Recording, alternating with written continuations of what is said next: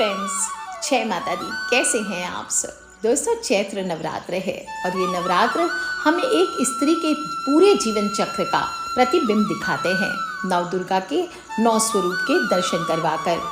अब तक हमने जन्म करती हुई कन्या शैलपुत्री का स्वरूप देखा और माँ के कौमार्य अवस्था माँ ब्रह्मचारिणी के स्वरूप को समझा।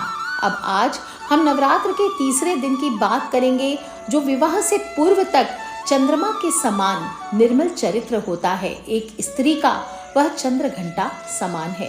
देवी चंद्रघंटा मनुष्य के नव यौवन अवस्था के प्रेम को संबोधित करती है। तो 11 अप्रैल 2024 चैत्र माह के शुक्ल पक्ष की तृतीय तिथि के उपलक्ष्य में तीसरे नवरात्र के अंतर्गत माँ दुर्गा के तीसरे स्वरूप देवी चंद्रघंटा का पूजन किया जाएगा। माँ चंद्रघंटा की पूजा करने से भक्तों को शक्ति, साहस, विद्या, बुद्धि, समृद्धि सभी प्राप्त होते हैं। माँ चंद्रघंटा भक्तों के सभी प्रकार के कष्टों से मुक्ति प्रदान करती है। तो बोलिए ओम जय चंद्रघंटाय नमः। दोस्तों, शुक्र ग्रह पर आधिपत्य रखने वाली देवी है चंद्रघंटा।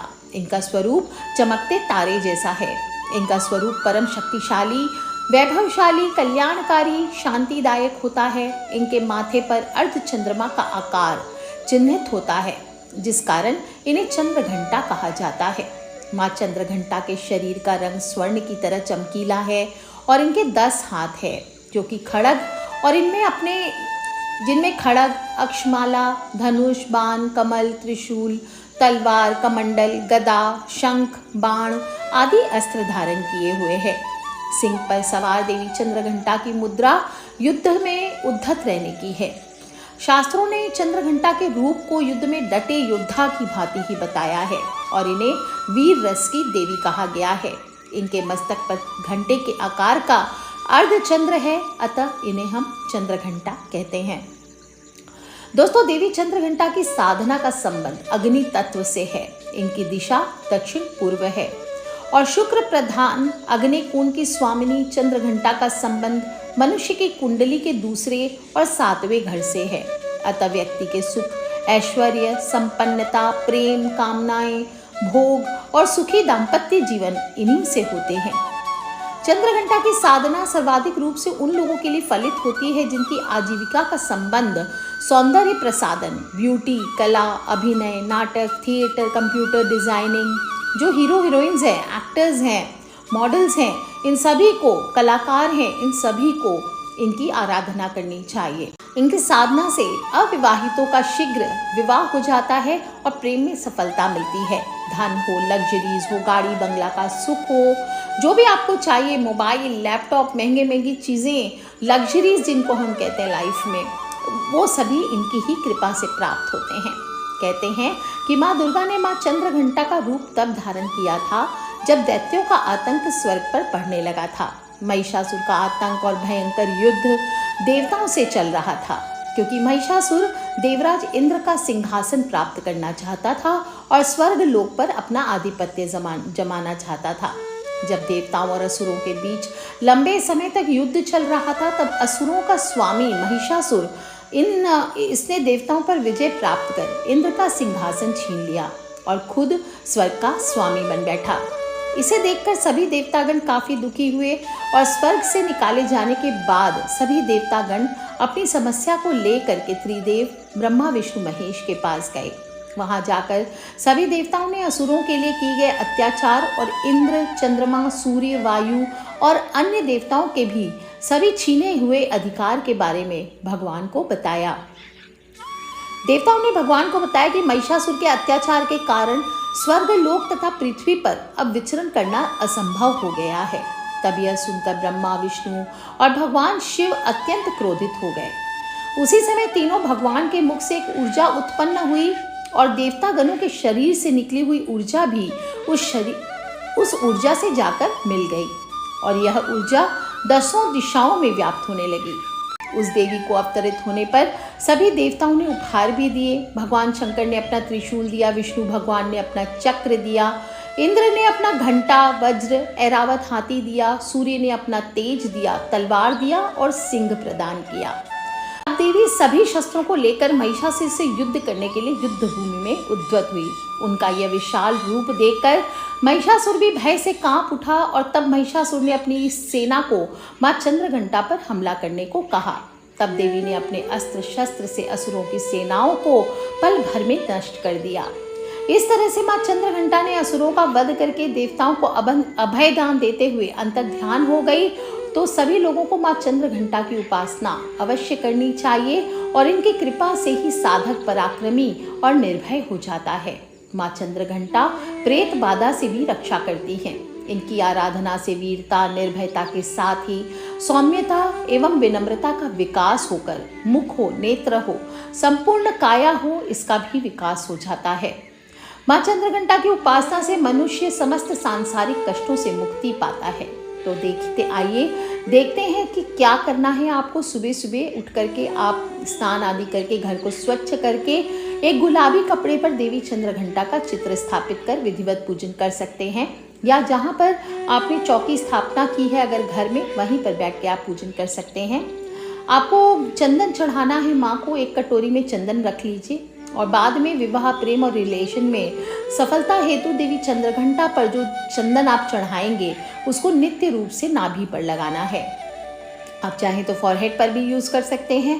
नारियल के तेल का आज के दिन दीपक करना चाहिए। अगर ना मिले तो घी का दीपक कीजिए, तिल के तेल का दीपक कीजिए।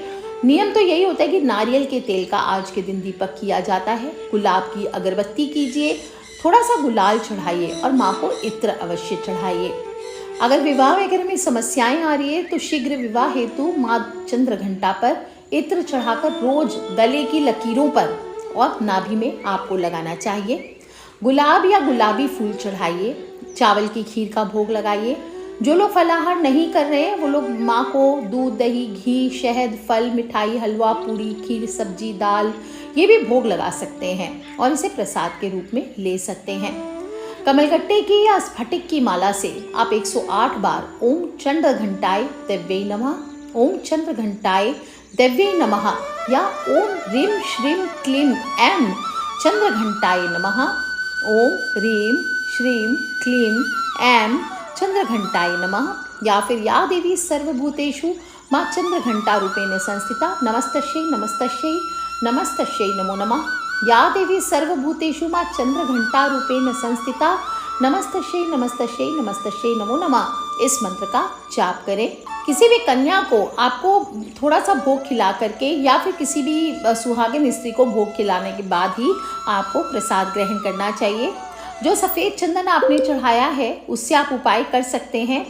थोड़ा सा अत्तर ले लीजिए, यह आपकी आर्थिक स्थिति को मजबूत करता है और धन वृद्धि के लिए जो चंदन या अत्तर आपने अर्पित किया है माँ को, उसको आप एक बंडल नोट का ले सकते हैं या फिर आप नॉर्मल आप एक नोट ले लीजिए और उसमें आप माँ दुर्गा का ध्यान करके और ओम चंद्रघंटाय दिव्यै नमः, ओम रीम श्रीम क्लीम ऐं चंद्रघंटाय नमः या फिर या देवी सर्वभूतेषु मां चंद्रघंटा रूपेण संस्थिता नमस्तस्यै नमस्तस्यै नमस्तस्यै नमो नमः। इस मंत्र को बोलते हुए आप हर नोट पर थोड़ा थोड़ा अत्र लगा लीजिए। चंदन का अत्र हो इस बात का ध्यान रखें।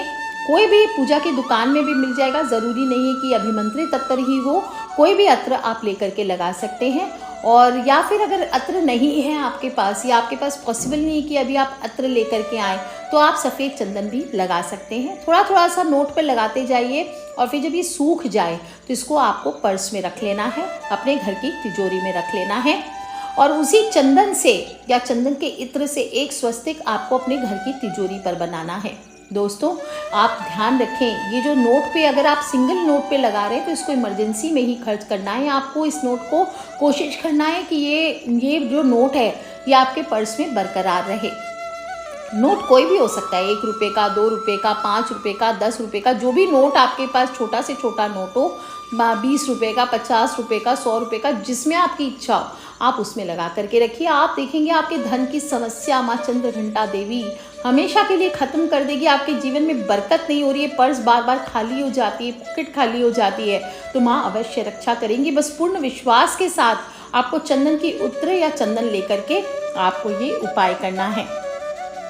दोस्तों आप चाहें तो जो चंदन आपने बनाया है इससे अपने घर के मुख्य द्वार पर आप 8 जगहों पर स्वस्तिक भी बना सकते हैं। पहला स्वस्तिक आपके घर के मंदिर में, दूसरा स्वस्तिक आपके घर के रसोई घर का जो गैस का चूल्हा है उस पर बनाना है, तीसरा स्वस्तिक आपको घर की जो चाकी कहते हैं यानी चक्की, तो आजकल तो चाकी नहीं होती है, उसकी जगह मिक्सी होती है, तो उस पर बनाना है। चौथा स्वस्तिक आप घर के तुलसी चौरे पे चले जाइए, जहाँ पर तुलसी का वृक्ष रखा है वहाँ पर तुलसी के पौधे पर आपको बनाना चाहिए। पांचवा और छठा स्वस्तिक आपको घर के दोनों ओर बनाना है, घर के दरवाजे के मुख्य द्वार के दोनों साइड बनाना है। और सातवां स्वस्तिक आपको अपने घर में जो तिजोरी है उस पर बनाना है।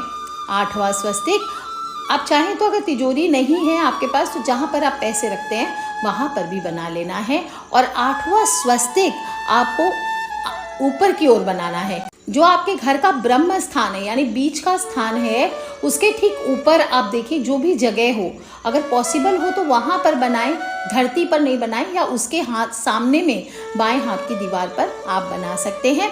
इस तरह से दोस्तों आपको ये 8 स्वस्तिक चंदन से आज के दिन बनाना चाहिए। आप चाहें तो अष्टगंध का चंदन ले सकते हैं और उसमें आप थोड़ी सी इत्र मिला करके आप ये स्वस्तिक चिन्ह बना सकते हैं। और इस प्रकार से दोस्तों माँ चंद्रघंटा आप सभी के जीवन में रक्षा करती है और कहते हैं कि आपके घर में नोटों की बारिश करती है। तो दोस्तों नवरात्र का तीसरा दिन है, माँ चंद्रघंटा की आराधना का दिन है। कुछ करें ना करें, आपको मैंने कथा सुनाई है, स्वयं भी सुने, ध्यान पूर्वक सुने और अपने फ्रेंड्स, फैमिली, मम्मी पापा, भाई बहन, बच्चे सभी लोगों को इसे शेयर करना बिल्कुल ना भूलें। आज के लिए इतना ही दोस्तों, खिलखिलाते रहिए, मुस्कुराते रहिए और अपने माता रानी को मनाते रहिए। माता रानी आपके घर अवश्य आएंगी। इसी सच्ची कामना के साथ आज के लिए इतना ही दोस्तों। Take care friends, love you all. जय माता दी, बम बम भोलेनाथ की जयकारा, शेरा वाली दा बोल, सांचे दरबार की जय। बोलिए चंद्रघंटा मैया की जय।